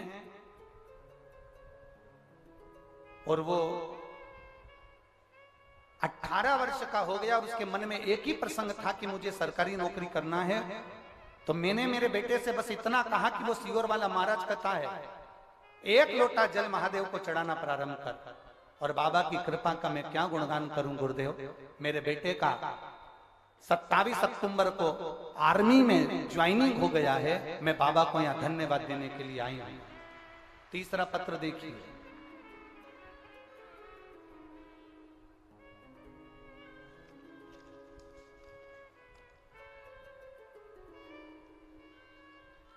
गुरुदेव, मैं चंद्रकला सैनी पति राजकुमार सैनी, राजीव नगर, हिसार, हरियाणा से आई हूं। कहीं बैठी हो तो हाथ हिला सकती हैं। हिसार हरियाणा से आई हूं। मैं बाबा का क्या गुणगान करूं गुरुदेव। हमारे परिवार में किसी की भी सरकारी नौकरी नहीं थी। इतना दुख हमारी जिंदगी में था। केवल आप कहते हो कि पंडाल में बैठकर कथा सुनना चाहिए। आज मैं छाती ठोक कर कहती हूं कि पंडाल में कथा सुनने का फल क्या है। हमें जगह नहीं मिली। हम एक जगह कथा श्रवण करने के लिए बाहर बैठकर कथा सुनते रहे और मेरे बाबा ने मुझे छप्पर फाड़ कर दे दिया। मेरे 2 बेटे, बाबा की कृपा से एक बेटे ने जो कथा सुनी, बाबा ने ऐसी कृपा करी कि उसको HDFC बैंक में नौकरी दे दी। और दूसरा बेटे ने फिर दूसरे पंडाल में बैठकर कथा सुनी तो मेरे बेटे को VLD पशुओं के सरकारी अस्पताल में उसको नौकरी मिल गई। मैं बाबा को धन्यवाद देने के लिए आया। ये शंकर ओघड़ी है, शंभु त्रिकालदर्शी कैलाशी अविनाशी। कई लोग बाहर खड़े रहते हैं, बाहर बैठे रहते हैं, उनके मन में आता है कि हमें भी पंडाल के अंदर जाना है। मेरा निवेदन केवल इस व्यासपीठ से इतना सा रहेगा, तुम्हें जहां जगह मिल जाए, जहां तुमको जगह मिले तुम वहां बैठकर कथा सुनो। और इतना ध्यान लगाकर सुनना कि आप भगवान शंकर की कथा को बैठकर सुन रहे हो। शिव तुम्हारे सम्मुख में और तुम शिव के सम्मुख में। कोई दूसरा तुम्हारे बीच में नहीं, केवल शंकर ही शंकर तुम्हारे सामने भी है, तुम्हारे सम्मुख भी है। शिव के सिवा कुछ खाली ना जाता कोई दर से तुम्हारे, खाली ना जाता कोई दर से तुम्हारे। मैं भी खड़ा हूँ बाहें पसारे, अपने हृदय से लगा लो, लगा लो, गिरा जा रहा हो, उठा लो, उठा लो, भोले अपने दर से अब तोड़ा डालो, गिरी जा रही हो, उठा लो, उठा लो। दिल से किया गया भजन खाली नहीं जाता। सती मैया ने प्राणों को त्याग दिया। वही सती माता हिमालय राज के घर में मीनावती जी के गर्भ से पार्वती के नाम से विख्यात हो गई। पार्वती माता का जन्म हुआ। अब बाल्यावस्था से माता पार्वती जी के मन में एक ही बात थी कि शंकर को समझना, शिव को जानना।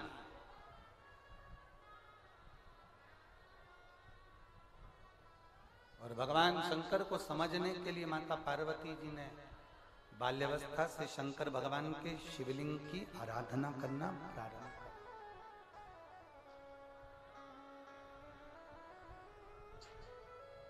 शंकर भगवान के शिवलिंग का निर्माण करती, उसका पूजन करती, आराधना करती, और ऐसी कृपा देवादिदेव महादेव की हो गई, ऐसी करुणा महादेव की हो गई, ऐसी कृपा देवादिदेव महादेव की हो गई कि पार्वती जी की तप साधना में वो बल आ गया कि पार्वती जी शंकर भगवान के प्रति समर्पित। समर्पण किसको कहा गया? दिखावे का समर्पण नहीं होना चाहिए। एक भक्ति का समर्पण होता है जिसमें आप भगवान शंकर के प्रति प्रबल भाव से जुड़ जाते हैं, प्रबल भाव। उसमें दिखावा नहीं है आपके अंदर।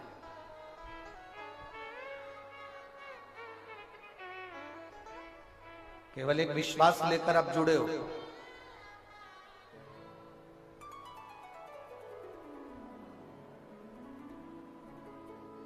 केवल एक भरोसा रखकर आप देवादिदेव महादेव से जुड़ चुके। दिखावा आपके सम्मुख में है नहीं। पार्वती जी भगवान शंकर को अपने हृदय में बिठा, खूब समझाया हिमालय राज ने, मैनावती ने, परिवार वालों ने खूब समझाया कि वो शमशान के निवासी हैं, पर उनका डेरा है। खूब समझाया उनको कि आप समझ जाओ, इनसे विवाह मत करो। खूब समझाया पर मानी नहीं पार्वती नहीं मानती। जब पार्वती जी नहीं मानी तब देवादिदेव महादेव से उन्होंने विवाह करने की आतुरता रखी, क्योंकि वो शंकर को जानना चाहते थे। पंडाल में बैठकर कथा सुनने का लक्ष्य क्या है? पंडाल में बैठकर कथा सुनने का फल क्या है? एक आसन लगाकर टीवी के सामने, मोबाइल के सामने बैठकर कथा सुनने का फल क्या है? जो नहीं जानते उनको जाना चाहिए कि समझना चाहिए कि आखिर शिव महापुराण की कथा ऐसी है क्या जो पंडाल के सम्मुख में बैठकर कथा सुनी जाती है, आसन लगाकर कथा सुनी जाती है, दिल से कथा सुनी जाती है तो बाबा 3 महीने में दे देता है। आखिर समझे तो सही किसमें है क्या, आखिर इसमें समाया क्या है, इस कथा में है क्या।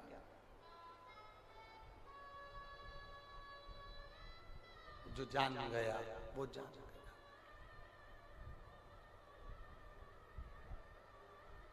जिसने अपनी चित्त वृत्ति में बिठा लिया, जिसने अपने जीवन में समर्पित भाव में उसको जान लिया, वो जान गया। पार्वती जी शंकर जी को जानने के लिए उनसे फिर विवाह करना चाहते। वापिस कभी उमा बनी, कभी कात्यायनी बनी, कभी कुष्मांडा बनी, कभी चंद्रघंटा बनी, कभी स्कंदा बनी, कभी सती बनी, ना जाने कभी उमा बनती है। कितने कितने जन्म माता पार्वती के निकलते चले गए। फिर एक जन्म माता पार्वती का जो हिमालय राज के घर में हुआ वो फिर जानने के लिए।